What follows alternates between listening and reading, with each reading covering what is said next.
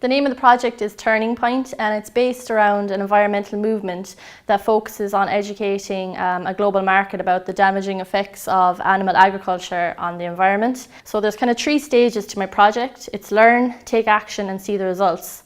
So the learn part is a series of infographics that I designed. The second part then is my book. So this is the take action. So it's everything you'd need to know about getting started on a diet. And then the final step is the app. It's well and good making the changes, but you mightn't feel like you're doing anything. So the app will show you how much water you're actually saving, how much grain you're actually saving, how much land, how much CO2, and you can track it every month to try and improve. I always knew I wanted to do something that was creative, and what really drew me to the courses, I read up about it, there was like just so much photography, illustration. One of the main skills that I would have had to really practice throughout this project was photography. As you can see, it's used across everything. Once I got the images then, I would have took them into Photoshop and started editing them. They needed to be cleaned up in certain places, a few smudges. Then I wanted to kind of put my design skills then, so I drew illustrations, scanned them up, put them around.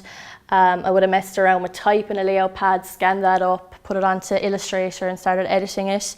Then I would have took my images into InDesign to actually lay out my book.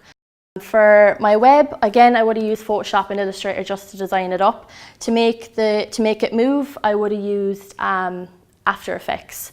Like, it was hard, I'm not going to lie, there was moments it was hard along the way, but I wouldn't regret it for a minute, and I've learned so much. I've done photography, I know how to use all the Adobe suite. I'm happy enough how it turned out in the end. It was a long journey, but got there in the end.